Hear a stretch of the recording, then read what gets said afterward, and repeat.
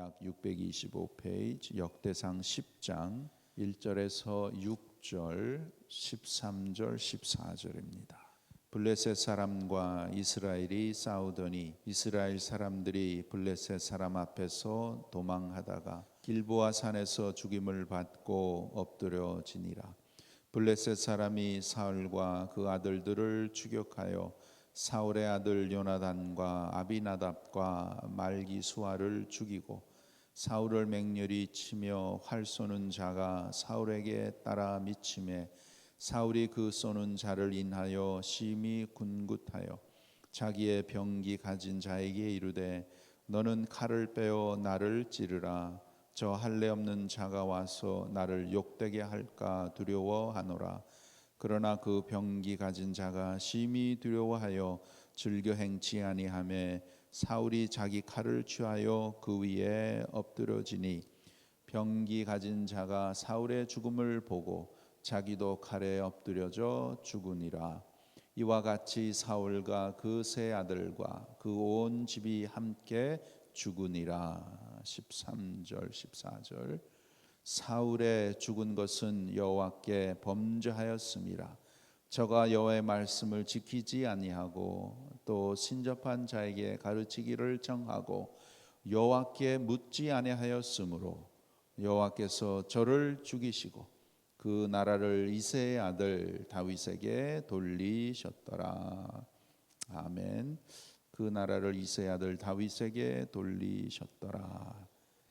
역대상 이제 10장에서부터 마지막 장까지는 다윗에 관한 그러한 그 말씀이 계속해서 나옵니다. 다윗에 관한 것은 사무엘 상하 그 이제 거기에서 쭉 나오는데 이렇게 다시 다윗에 관한 것을 역대상에서 이렇게 다루고 있습니다. 이것은 이제 다윗의 그 자손으로부터 오실 예수 그리스도를 예표하는 것이고 다윗의 역사를 통해서 하나님께서 이루시는 그 언약의 말씀을 성취되는 것을 우리에게 보여주는 것입니다. 오늘 10장에 보면 사울 왕이 이 세상의 마지막 모습을 보여주지요. 블레셋과의 전쟁에서 사랑하는 세 아들이 전사하고 마지막으로 사울 왕이 스스로 죽는 그 모습, 그리고 그 왕위가 다윗으로 연결되는 부분을 기록해 두셨습니다. 매우 안타까운 것은 사울의 죄의 결과로 그의 아들들이 같이 죽습니다. 특별히 매우 의롭고 자비로운 요나단마저 죽임을 당하는 것을 봅니다. 그것은 요나단이 사울의 핏줄이기 때문이죠. 이처럼 아버지의 죄가 자손들에게 악 영향을 미치고 그 자손들을 저주받은 아버지의 그 한 부분으로서 이렇게 그 삶이 파결되는 것을 우리가 보게 됩니다. 이렇게 여러분 우리가 부모로서 참 조심해야 될 것이지요. 아버지의 죄로 인해서 이 아들들이 같이 죽게 됩니다. 그러나 그러한 가운데서도 하나님의 역사는 계속 이어져 가는 것이고 요나단은 참 그렇게 안타깝게 죽었지만 하늘나라 하나님의 나라에 이렇게 있는 것을 우리가 봅니다. 하나님께서 사울을 이스라엘의 왕으로 세우셨다가 그가 하나님을 거역하고 하나님을 불신하고 하나님을 제대로 섬기지 못하니까 하나님께서 그를 패하시고 다윗을 왕으로 세우셨죠. 그 내용이 13절 14절 중요한 말씀인데 사울이 죽은 것은 이렇게 죽게 된 것은 왜 죽었습니까? 여호와께 범죄하였음이라. 저가 여호와의 말씀을 지키지 아니하고 또 신접한 자에게 가르치기를 청하고 여호와께 묻지 아니하였으므로 여호와께서 저를 죽이시고 그를 데려가시고 그 나라를 이새의 아들 다윗에게 돌리셨더라. 여기에서 특별히 우리가 깨달아야 될 것은 뭐냐 하면 우리의 삶의 주인이 하나님이시라는 것입니다. 하나님이십니다. 하나님께서 사울을 세우시고 또 하나님께서 사울을 또 데려가시고 그 다음에 이제 다윗을 그 왕으로 세우신 것을 우리가 봅니다. 오늘 이 말씀을 통해서 특별히 우리가 다시 깨달아야 될 것은 무엇이냐면 나의 생애의 주인은 하나님이시구나. 나의 삶을 주관하시는 분은 하나님이시구나. 그것을 우리가 또 깨달아야 되는 것입니다. 여러분, 우리는 죄로 말미암아 하나님이 나의 삶의 주인이심을 알지 못하다가 하나님의 특별하신 은혜로 하나님이 나의 삶의 주인이심을 깨닫게 되고 그 다음에 우리의 신앙이 더욱 자라면 우리가 지식적으로 인정하던 믿음이 현실의 삶의 실제 상황에서 하나님이 나의 삶의 주인이시고 하나님이 나의 삶을 주관하고 계신다는 것을 우리가 확실하게 깨닫고 시인하게 되는, 그래서 믿음에서 믿음으로 더욱더 성장하게 된다는 것입니다. 하나님이 나를 창조하셨다. 하나님이 나의 삶의 주인이시다. 지식적으로 우리 너무나 잘 압니다. 그러나 현실의 삶 가운데, 현실의 삶에 일어나는 이러한 상황 가운데 정말 나의 삶에 하나님이 주인이시고 주관하시는 것을 우리가 그것을 보고 하나님 앞에 모든 것을 맡기고 믿음으로 나아가는 그러한 모습이 우리의 삶 가운데 더욱더 성장해야 되고 그러한 모습으로 우리가 살아야 된다는 것입니다. 이러한 삶을 살게 되면 우리가 인생을 사는데 표면적으로 나타나는 것에 영향을 받아서 두려워하고 낙심하는 그러한 가운데서 그 표면에 있는 것, 앞에 나타나는 그것만에 거기에 우리가 참 포커스하는 게 아니라 그 이면에 있는 하나님을 보고 하나님을 누릴 줄 아는 그러한 귀한 믿음으로 더욱더 발전해 나가는 것입니다. 여러분, 신앙이 약하고 신앙이 없으면 어떻게 되는가? 지금 나타나는 사건만 보고 불안하고 참 걱정하지만 우리의 신앙이 성숙해져 가면 그 배후에서 섭리하시는 하나님을 우리가 발견하게 되고 그 하나님을 더욱더 의지하고 누리게 되는 그러한 신앙으로 자라고 성숙해 간다는 것입니다. 여러분, 이 세상의 사람들은 이 세상에서 살다가 자기가 경험하는 것을 통해서 인생을 깨닫습니다. 그러나 우리 하나님의 자녀들은 성경 말씀을 통해서 그 일어나는 것을 깨닫고 우리가 인생을 살아야 하는 것입니다. 우리에게 주인 되시는 우리 아버지가 미리 속히 깨닫게 하시고 알려주시고 인생이란 이런 것이다, 이렇게 우리에게 답을 가르쳐 주셨는데 그것을 우리가 빨리 깨닫고 그것에 대한 믿음을 더욱더 키워서 그 믿음을 인생에 적용해 나가면서 사는 것이 믿음 생활이라는 것입니다.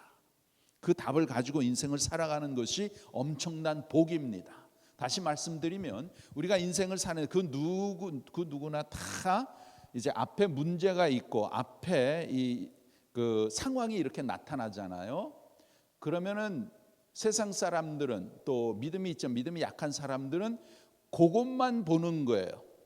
이게 왜 이렇게 나타나지? 왜 이런 일들이 이게 누가 잘못이지? 이런 것을 이렇게 보는데 믿음의 성숙한 자는 하나님이 나의 삶에 우리의 삶의 주인이라는 것을 깨닫는 사람은 그 배후에 있는 하나님을 보게 되는 거예요. 하나님께서 왜 이런 것을 허락하시고 이것을 통해서 이루고자 하시는 것이 무엇인가? 그래서 하나님 앞에 포커스를 하는 것입니다. 그래서 성경 전체를 보면 인생이란 무엇인가? 인생이 무엇입니까? 우리가 인생을 살다가 여러 가지 우여곡절과 여러 가지 일들을 이렇게 다 만나는데 좋은 일도 만나고 좋지 않은 일들, 또 건강할 때도 있고 몸이 불편할 때도 있고 이런 것이 다 우리가 다 이렇게 문제를 만나는데 그러한 것을 통해서 인생이 무엇입니까? 뭐 그런 거 그렇게 겪고 그냥 그렇게 사는 게 인생입니까? 그래서 좋을 때도 있고 슬플 때도 있고 그냥 그렇게 이렇게 사는 것이 인생이다. 그것이 아니고 인생은 하나님을 누리는 것입니다. 하나님을 누리는 게 인생이라는 거예요. 이것을 여러분 우리가 훈련해야 되는 것이, 이것을 훈련하지 아니하면 환경의 어려움에 우리가 낙심하기 쉽고 어떤 일을 쉽게 이렇게 당해서 기뻐하다가 또 문제를 만나면 곤두박질하는 그러한 삶을 살게 된다는 것입니다. 여러분, 인생이라는 것은 밤과 낮이 있듯이 여름과 겨울이 섞여서 돌아가듯이 이 세상은 천국이 아니기 때문에 항상 변화하는 것입니다. 이러한 변화 가운데서 내가 힘들 때는 걱정하다가 또 뭐 좋을 때는 뭐 안심하다가 뭐 이렇게 반복하면서 내 머리가 휘어지고 죽는 것이 인생이 아니라는 것입니다. 인생은 뭐냐? 하나님을 누리는 거죠. 어떤 상황이야? 바로 하나님을 누리는 것이 인생이요. 하나님의 자녀들은 철저하게 하나님을 누려야 하는 것입니다. 하나님을 누린다는 것이 무엇이냐? 하나님의 신실하심, 하나님의 은혜, 하나님의 사랑, 하나님의 그 마음, 하나님의 말씀을 누리면서 인생을 사는 것이 하나님 자녀의 복이라는 것입니다. 그렇기 때문에 하나님의 자녀에게는 어떤 상황 가운데서도 그 인생의 목표를 하나님을 누리는 것이다, 그것을 깨닫기 때문에 힘들고 어려울 때, 뭐 좋을 때는 우리가 다 좋지요. 그래서 하나님 앞에 감사하고 기뻐하고 또 이렇게 하나님의 뜻을 이루고 하나님을 잘 섬기는데, 우리의 문제는 뭐냐?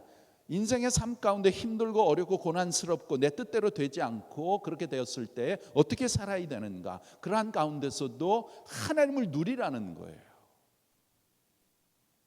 요셉이 잘 지내다가 형들로 인해서 애굽으로 팔려가잖아요. 그 다음부터는 그 삶이 뭐 그냥 계속해서 내려가는 거예요. 그런데 그런 가운데서 여호와께서 요셉과 함께 하시더라.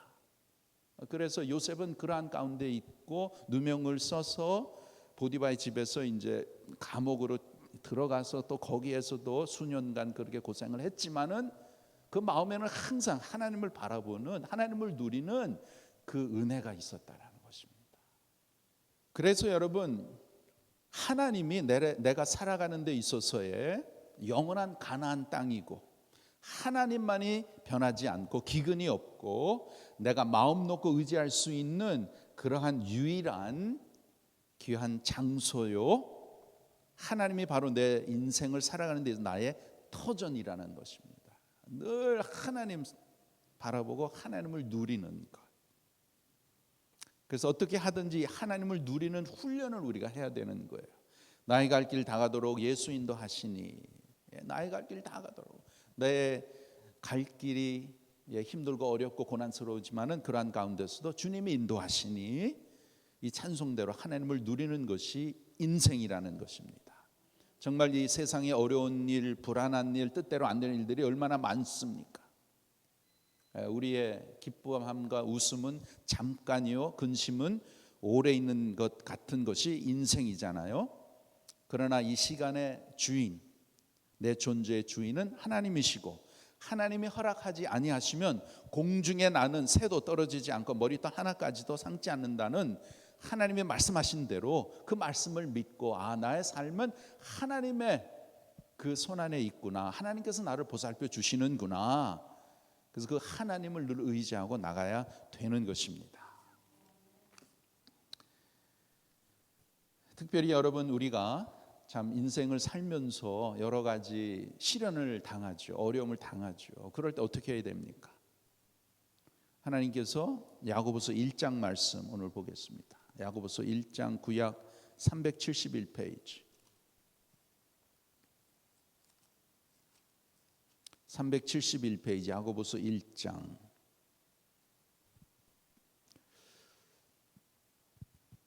2절에서 6절, 6절 전반절까지 보겠습니다. 371페이지 야고보서 1장 2절에서 6절 함께 읽겠습니다.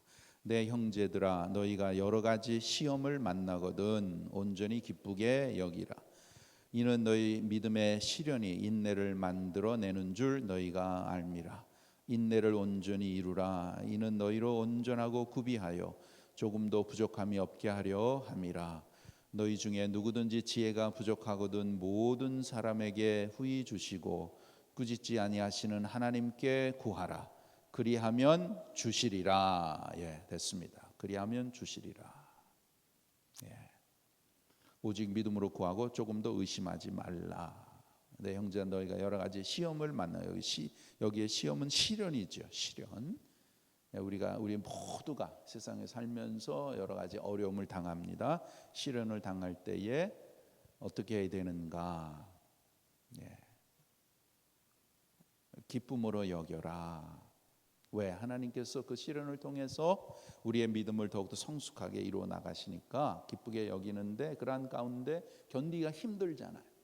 또 어떻게 해야 되는지. 그럴 때 너희 중에 누구든지 지혜가 부족하거든 지혜를 구하라. 지혜가 부족하거든. 이 말씀은 내가 이런 상황에 왜 내가 이런 것을 당하고 있는가 깨닫기 어려울 때에 하나님 앞에 지혜를 구하라. 그러면 하나님께서 귀한 지혜를 주셔서 하나님이 믿어지는 믿음을 우리에게 주신다는 것입니다. 인생의 어떠한 어려움과 역경 가운데서도 하나님이 주관하시는구나, 하나님이 함께 하시는구나, 하나님을 믿는 믿음이 있으면 능히 감당할 수 있는 것입니다. 우리의 문제는 뭐냐? 하나님보다 문제가 더 크게 보이기 때문에 문제가 되는 것입니다. 그래서 지혜를 통해서 하나님, 이러한 일이 왜 나에게 있습니까? 이러한 일이 우리 가정에 왜 있습니까? 이러한 일이 우리 교회에 왜 있습니까? 하나님 앞에 나가서 지혜를 통해서 하나님 주신 지혜를 우리가 얻어서 이 시련을 잘 감당하고 극복해 나가고 인내하며 나가는 것이요, 그 중에 제일 귀한 것이 뭐냐면 그러한 가운데서도 하나님은 하나님이시고 하나님이 함께 하심으로 그 하나님을 우리가 더욱더 믿는 그러한 믿음으로 하나님께서 지혜를 주시고 함께 하신다는 것입니다. 아주 참 귀한 좋은 예가 고린도후서 12장에 보면 사도 바울이 자기 몸의 병 때문에 아주 힘이 들었잖아요. 또 성도들이 자기를 볼 때에도 시험에 들까 싶어 사도 바울은 자기가 정말 낫기를 기도했습니다. 그런데 그 문제만 빼고는, 자기의 문제만 빼고는 사도 바울을 통해서 얼마나 많은 하나님의 역사가 일어난지 몰라요. 심지어는 그가 가지고 있는 손수건 하나 가지고도 그것을 터치하면 병든 자가 고쳐지는 역사가 일어났지만 자기 몸의 아픔 하나, 그거는 해결하지 못하는 그러한 상황이에요. 그러니까 얼마나 안타까웠겠습니까? 왜 하나님께서 나에게 이런 귀한 병 고치는 권사도 주시고 많은 역사를 나에게 하게 하시는데, 또 심지어는 내가 가지고 있는 손수건 하나만 가지고도 많은 사람들이 병에서 나음을 얻는데 왜 나는 내가 가지고 있는 이 병은 내가 고치지 못할꼬 해서 하나님 앞에 간절히 기도하잖아요. 세 번만 기도했겠습니까? 간절히 작심 기도하고 기도를 했습니다. 거기에 나온 답이 뭐예요? 하나님 뭐라고 말씀하셨어요? 주님께서 깨닫게 하시기를 내가 남달리 다른 사람보다 나의 은혜를 너무 많이 받았기 때문에 너도 인간인지라 교만해지기가 쉬우므로 너에게 이 약함을 내가 주어서 너를 진정한 겸손한 자로, 그래서 끝까지 하나님의 능력의 사람으로 너를 쓰기 위해서 너에게 이 약한 것을 허락했다. 그것을 사도 바울이 깨닫는 거예요. 그걸 깨닫고 사도 바울이 하나님 앞에 진정으로 감사하고, 그 이제 어려운 문제가 해결됐잖아요. 근데 사실은 그 육신의 문제가 해결된 것이 아니라 그 마음의 있던 그 문제, 갈등이 해결된 것이고 그것으로 인해서 감사가 넘쳤습니다. 그래서 사도 바울은 그 가시를, 그 아픔을 끝까지 품고 살았지만 하나님 앞에 더 충성하게 쓰임을 받는 사람이 된 것을 우리가 압니다. 문제는 뭐냐? 문제는 이 어려움이, 문제가 내가 원하는 대로 해결되어야 하는 것도 중요하지만 그 해결되는 것보다 더 좋은 것이 무엇인가를 깨달았을 때에 해결이 된다는 것입니다. 사도 바울은 자기가 가지고 있던 육신의 이 병을 고침을 원했지만 하나님의 뜻은 그것이 아니고 그것보다가 하나님의 해결책, 더 좋은 것을 깨닫게 하시고 자기가 원했던 것보다 더 좋은 것이 있었기 때문에 하나님께서 자기가 원했던 것을 허락해 주시지 않으시고 더 귀한 것을 하나님이 허락해 주신 것입니다. 그래서 여러분, 우리가 어려운 일을 당했을 때에 하나님이 원하시는 것이 무엇인가? 하나님이 제일 좋은 것으로 항상 주시는데 그것이 무엇인가? 하나님이 하시는 일을, 하나님의 뜻을 더욱더 깨닫게 해 주시옵소서. 그 지혜를 우리가 구해야 된다는 것입니다. 나를 향한 하나님의 은혜, 하나님의 뜻, 하나님의 사랑 더 많이 깨닫게 해 주시옵소서. 그것을 우리가 깨닫고 찾는다면 우리 마음속에 진정한 평안이 우리에게 올 것이고 또 하나님의 귀하신 은혜와 또 귀한 뜻이 이루어지실 줄 믿습니다. 그래서 우리가 지혜가 부족하거든 후히 주시고 꾸짖지 아니하는 너의 아버지께 구하라 그리하면 주신다. 그렇게 하나님께서 약속하셨습니다. 여러분, 우리가 언젠가는 우리의 삶이, 인생이 마감되는 날, 우리 하나님 아버지께서 내가 마지막 이 세상에서 할 말을 하라고 나에게 기회를 주셨을 때에 어떠한 고백을 해야 될까요? 어떠한 고백이 참 하나님이 기뻐하실까요? 마지막 순간에 이 세상에서 마지막 말을 주어진 그러한 기회가 주어졌을 때에 우리의 고백은 이러한 고백이 돼야 될 줄 믿습니다. 뭐냐? 내 인생은 하나님께서 주관하셨습니다. 내 인생은 하나님께서 주관하셨습니다. 내 아버지가 나를 사랑하셔서 내 인생을 철저하게 주관하셨다는 그 감사함, 그 영광을 하나님 아버지께 돌리고 우리가 이 세상을 떠나야 될 줄 믿습니다. 오늘도 우리가 필요로 하는 모든 은혜를 다 예배에 놓으시고 우리와 동행하시며 인도하시는, 나를 지극히 사랑하시는 우리 아버지의 사랑과 은혜를 믿읍시다. 그 사랑 안에 우리가 거하고 하나님 앞에 더욱더 감사하고 오늘도 주의 뜻에 우리가 합당한 귀한 삶을 살아드리는 우리 모두가 됩시다. 기도합시다. 우리 아버지 하나님, 감사합니다.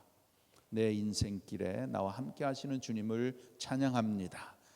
내 인생에 하나님의 뜻을 이루시고 하나님의 영광을 위해서 오늘도 나와 함께 하시는 주님을 감사를 드립니다.